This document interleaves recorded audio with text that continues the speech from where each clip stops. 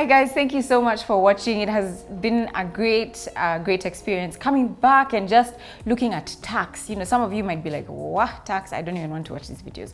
But one of the things I discovered was there's so many developments in this space. And that if you're not aware of what's happening, you either lose out on opportunities to take advantage of tax, what do you call them? Like tax breaks, or sometimes it's tax increases and or changes generally that affect you significantly. And these developments happen almost every year. There's changes and adjustments based on what the government is trying to do. And I discovered this when I met Robert Waruiru. Robert works for KPMG and I've got him on the show. We've done a couple of videos. If this is your first one, I would advise you to keep going back and just check, because there's so many videos out there that we've covered on taxation matters.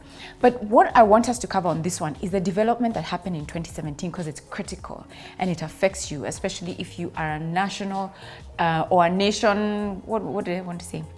And it affects you, especially if you're Indian or from Indian background.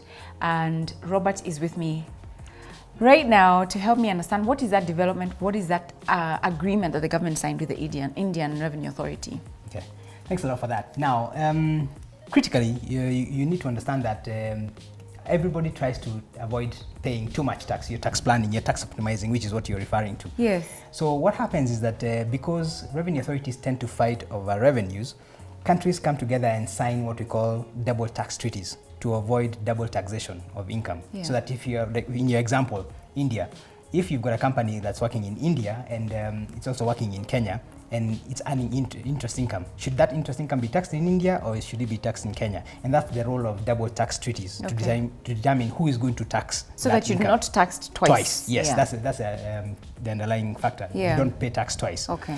Now, why India is critical is because Kenya has about 17 or so double tax avoidance agreements, or treaties if you like.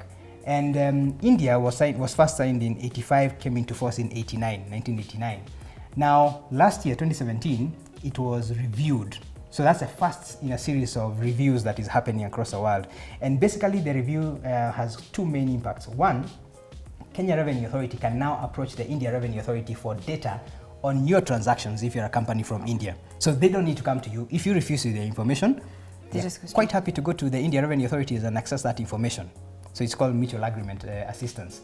That's number one. Number two, remember, the use of a double tax treaty is to avoid double taxation, not to encourage double non-taxation. You cannot avoid paying tax in Kenya and in India. So what this treaty has done is that it's narrowing the probability or the opportunity for you to not pay taxes both in Kenya and in India, double non-taxation. So what one of the key elements is that you will not be able to get a treaty benefit, for example, on a lower withholding tax rate on, for example, royalties, which is 10% as opposed to 20% normally. You will not be able to access the 10% preferential treaty rate unless you're a resident in India. Please say that again. So if you're a resident in India, yes, you've got a company which manufactures pharmaceuticals in India, for example. Okay. And the Kenyan company is paying royalties to the pharmaceutical company in India. Right. Previously, you would have paid 17.5% withholding tax on that royalty. Okay. Now, today, yeah, if you qualify under that double tax treaty, you pay 10%. So there's a saving of 7.5%. Okay. Right? Yeah. But you will only access that 10% if in India you are owned by Indian nationals or Indian tax residents. So that's another development in terms of the DTS. And what we're actually likely to see is all the other treaties that Kenya had entered into, from 1972 when it first entered into the Kenya-UK treaty.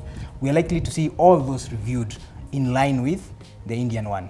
And actually, I have to say that Kenya is amongst the first countries in Africa to review their treaties to align with this global move to avoid double non-taxation. Yeah. Yeah. Okay. So India is critical. That's very helpful. Yeah. India is critical, and you need to be aware. And if you are in business and you have a business here and a business in India, it's important to be aware of the developments, because then there's obligations in India as well as in Kenya. And if you ignore them, then you end up being in trouble in both countries. In both jurisdictions. And they can share information. And they share information. That's very scary stuff, by the way, for me. Now, the key point here is, even if you're not Indian, or if you're an Indian and you're in Kenya and you don't have businesses in both places, it doesn't matter. The point is you need to keep abreast with the developments in the law around taxation, because taxation is huge. It's 30% of the income that you earn on average, whether you're in business or you're employed, it doesn't matter. And so it cannot be ignored. We can, by the way, ignorance is not bliss. It's not, because you actually pay for it. So it's very painful. It's painful. It's very painful. 30% is a heck of a lot of money. Yeah. You know, when you count all the other expenses, I mean, it's a lot. And so I think it's important for us to finally start saying, I want to pay attention to how much tax am I actually really paying, and how can I work towards reducing the amount of tax that I end up paying. So thanks so much, Robert, for that clarification. I will keep in touch with you so that I know what developments are, and then I can inform guys who subscribe to know, and Sure. so that they are able to be aware of what do they need to put in place. So please subscribe if you haven't. This is Rina Hicks. This is Robert Waruiru from KPMG, and we have had so much fun breaking all this down for you. I've had fun just listening and learning as well. And you are watching MoneyWise, and this is All Access. Have a wonderful, wonderful day. God bless.